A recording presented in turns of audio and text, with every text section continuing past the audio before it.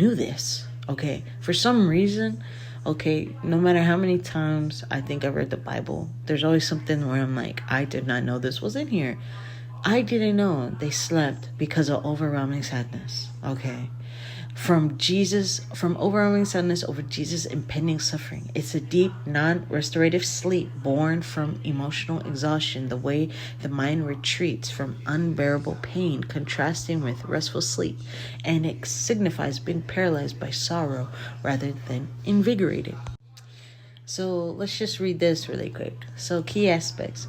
Rooted in profound emotional pain, anxiety, or grief, like the disciples' fear and sadness over Jesus' fate.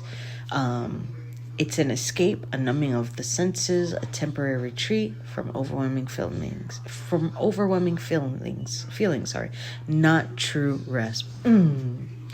Then, biblical context, famously described in Luke 22, verse 45, where Jesus finds his disciples sleeping from sorrow, overwhelmed by his distress and the impending events. Spiritual meaning. In a spiritual sense, it can represent a dangerous spiritual slumber where one becomes despondent, unable to pray, trust, or engage with their faith due to life's challenges. While the disciples slept from sorrow, Jesus, though also sorrowful, prayed and remained alert, demonstrating a different response to suffering. Somebody get... amen, bro. Because, there's this book that I love. It's called The Pilgrim's Progress. That book, oh my goodness, I bought that book long ago. And I didn't touch it for 3 years, bro.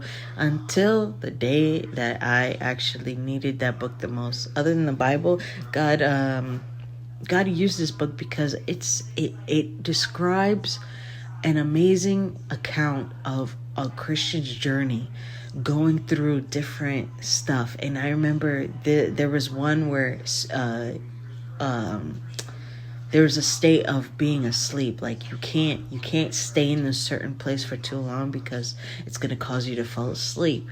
And there is a spiritual slumber, that really does harm us, and I feel like this is one of those ones where you actually see, an account of that in the Bible where they were so sorrowful and overwhelmed by the stuff going on that they fell asleep. And every single time God's like, you need to wake up and you need to pray, you need to wake up and you pray. The more that you continue to sleep, the hour of temptation comes, bro. So you can't sleep.